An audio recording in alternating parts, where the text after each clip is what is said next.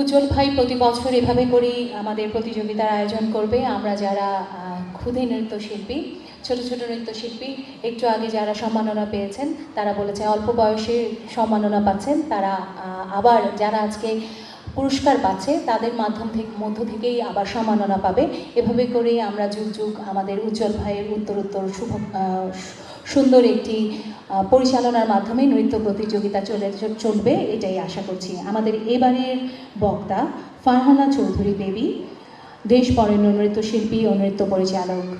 আমাদের সোহেল রহমান এবং ফারহানা চৌধুরী বেবি আমাদের নৃত্য জগতে আমরা যারা নাচ করি আমাদের সকলের নৃত্যের গুরু ফারহানা চৌধুরী বেবি। বিসমিল্লাহির রহমানির রহিম। আজকে নৃত্যাঙ্গনের আন্তর্জাতিক নৃত্য দিবস উপলক্ষে যে নৃত্য প্রতিযোগিতাটি হয়ে গেল সেটির সম্মাননা এবং প্রতিযোগীদের মধ্যে পুরস্কার বিতরণী অনুষ্ঠানে আসতে পেরে আমি খুবই আনন্দিত। মঞ্চে উপস্থিত আছেন প্রধান অতিথি বীর মুক্তিযোদ্ধা আব্দুল সালাম, প্রশাসক ঢাকা দক্ষিণ সিটি কর্পোরেশন, বিশেষ অতিথি জনাব সাইফুল আলম, সাবেক সভাপতি জাতীয় প্রেস ক্লাব ও সাবেক সম্পাদক দৈনিক যুগান্তর, ফারহানা চৌধুরী বেবি, আমি সোহেল রহমান, দেশ বরেণ্য নৃত্যশিল্পী ও নৃত্য পরিচালক, নাসির ইকবাল জাদু, সভাপতি ভোরের পাখি নৃত্যকলা কেন্দ্র, আতিকুর রহমান উজ্জ্বল, সাধারণ সম্পাদক নৃত্যাঙ্গন, মোহাম্মদ মনিরুল আলম, সভাপতি নৃত্যাঙ্গন, এবং আমাদের উপস্থাপনায় আছেন দোলা মজুমদার, এবং সামনে উপবিষ্ট দর্শক মণ্ডলী, সবাইকে আসসালামু আলাইকুম। এই উজ্জ্বলেই প্রতি বছর প্রায় 2-3টি অনুষ্ঠান করে থাকে, সেটি দেখার মতন সত্যি। কারণ আমার মা আমার গুরু ছিলেন এবং সোহেল রহমানের গুরু ছিলেন, এবং মঞ্চে উপবিষ্ট আতিকুর রহমান আছেন, উনিও মনে হয় কিছুদিন পেয়েছেন, দোলা মজুমদার, এবং আজকে যারা সম্মানিত হলেন তাদের থেকে অনেকেই পেয়েছেন। এবং সবথেকে বড় কথা হচ্ছেন উনি বাংলাদেশের নৃত্যগুরু মাতা রাহিজা খানম ঝুনু, তার হাতে এই নৃত্যশিল্প নৃত্যশিল্পীরা আজকে যে প্ল্যাটফর্মে আছেন ম্যাক্সিমাম যারা বড় বড় শিল্পী সবাই কিন্তু তার হাত ধরে এসছে। এবং এই যে এই শিল্পটা, নৃত্যশিল্পটা এটি এমন একটি শিল্প সব কিছুর ঊর্ধ্বে। তো এই শিল্পটা আমরা যখন নাচ করি, এটা কিন্তু আমরা শুধু নাচ হিসাবেই দেখি না, আমাদেরকে কিন্তু আমাদের গুরুরা শিখিয়েছেন নাচটা কিন্তু শুধু নাচ না, এটা কিন্তু একটি ব্যায়াম এবং শরীর ও মন ভালো রাখার কিন্তু বড় একটি মাধ্যম। তো আজকে তোমরা যারা পুরস্কৃত হলে এবং বিগত দিনে যারা হয়েছে তাদের জন্য তো অবশ্যই শুভকামনা, এবং আগামী দিনের সফলতা তোমাদের জন্য দ্বার প্রান্তে এসছে বড় রকম। তবে আমি বলবো তোমরা এখান থেকে যারা পুরস্কৃত হচ্ছ তারা কিন্তু ভবিষ্যতে নাচটা ছেড়ে দেবে না, তোমরা এই থেকে কিন্তু আরও বেশি নিজেকে তৈরি করবে, এটাকে মাথায় রেখে তৈরি করবে। কারণ তোমাদের পেছনে কিন্তু তোমাদের বাবা মার আশীর্বাদ আছে, কারণ এই যে আমাদের অভিভাবকরা সব সময় আমাদেরকে সাহায্য করে রাখে, এবং তোমাদেরকে এইটুকু আসার পেছনে কিন্তু তাদের অবদান সব থেকে বেশি। তারপরে আমি মনে করি আমাদের মতন শিক্ষকরা এবং আমাদের গুরুরা যারা আছেন তারা সবাই। তো আমাদের গুরুরা কিন্তু আমাদেরকে পথ দেখিয়েছে, আমরা সেই পথ অনুযায়ী চলছি। এখন আমাদের সময় এসছে আমরা আগামীতে যারা করবে তাদেরকে সেই রকম যেন সুন্দর মতন একটি মসৃণ পথ আমরা দেখাতে পারি। তবে একটি কথা বলবো, আজকে যারা সম্মানিত হলেন, আমি জুনিয়র সিনিয়র বলবো না, সবাই তাদের যোগ্যতা অনুযায়ী কিন্তু সম্মানিত হলে, সেটার জন্য আমি আতিকুর রহমান উজ্জ্বল তোমাকে অনেক ধন্যবাদ জানাচ্ছি যে তুমি দেখিয়ে দিয়েছো যে কাজের আমরা তো শিখেছি না যে পরিশ্রমী সফলতার মূল চাবিকাঠি, সেটাই আজকে দেখলাম। তবে তোমাদের কাছে একটি অনুরোধ থাকবে, তোমরা তো এখনও ইয়াং, তোমরা পরিচালনা করছো ঠিক আছে, কিন্তু সবসময় শুধু পরিচালক হিসেবেই কিন্তু নিজেকে রেখে দিও না। প্রত্যেকটা অনুষ্ঠানে আমি চাইবো সেই পরিচালকের মাঝখানে দাঁড়িয়ে তোমরা পারফর্ম করবে তোমাদের দল নিয়ে, এটা তোমাদের কাছে অনুরোধ। না হলে কিন্তু পরিচালনা করতে করতে তখন একটা চলে আসে, যেমন কারণ আমাদের এই শিল্পটা কিন্তু বেশি দিন ধরে রাখার মতো না, গানের মতন না যে আমরা সারা বছর গাইতে থাকবো তা না। এই নাচটা কিন্তু সব সময় তো আমরা নাচতে পারি না। যেমন বিগত 16 বছর আসলে আমি জানি, সালাম ভাই জানে যে আমি 16 বছর তেমনভাবে কাজ করতে পারিনি, তবে থেমে থাকিনি। কারণ পাশে উজ্জ্বল ছিল, দোলা ছিল, এবং আজকে যারা সম্মানিত হলে সবাই কিন্তু পাশে ছিলে বলেই কিন্তু আমি টুকটাক কাজ করে গেছি বলেই কিন্তু এখনও এই প্ল্যাটফর্ম থেকে সরে যাইনি।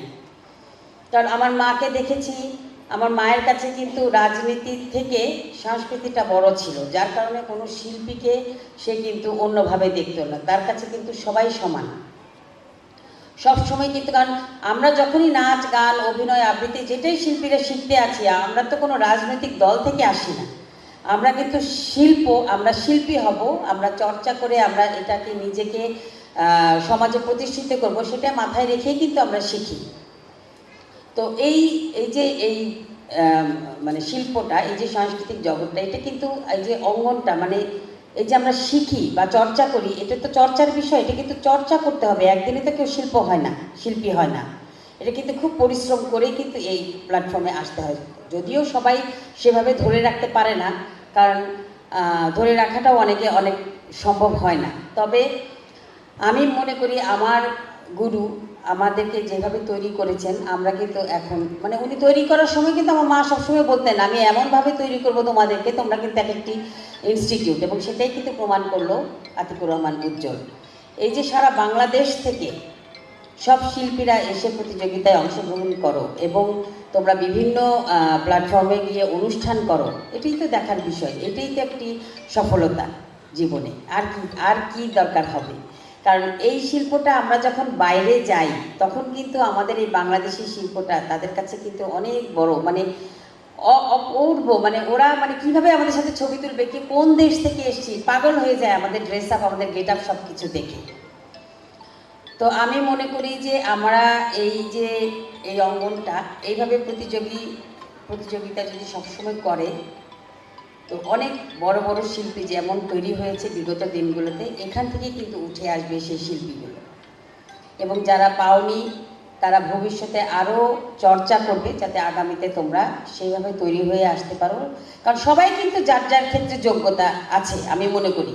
কারণ যারা প্রতিযোগিতার বিচারক ছিলেন সবার কাছে তো শুনেছি, সবাইকে তখন তো যেহেতু কয়েকজনকে দিতে হয়, এত প্রতিযোগী আসে, সেখান থেকে কিন্তু অনেক কিছু বাঁচতে হয় আমাদেরকে। যেমন গানের সাথে নাচটা মিললো কিনা, গানের সাথে এক্সপ্রেশনটা হলো কিনা, ড্রেস মিললো কিনা, ঘুঙুর বা ওই তালটা তার সাথে আছে কিনা, ছন্দের মিল আছে কিনা, অনেক কিছু দেখতে হয়।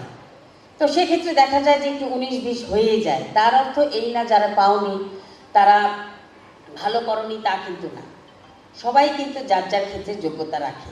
এবং আমি বলবো তোমরা পরিশ্রম করে যাও, জীবনে সফলতা অবশ্যই আসবে। তবে এই শিল্পটাকে তোমরা ছেড়ে দেবে না। এবং আমি এই যে বাচ্চারা যারা এসছো, তোমরা তোমাদের প্রত্যেকটা স্কুলে বলবে, সমস্ত বান্ধবীদেরকে বন্ধুদেরকে বলবে যে নাচে ভর্তি হতে।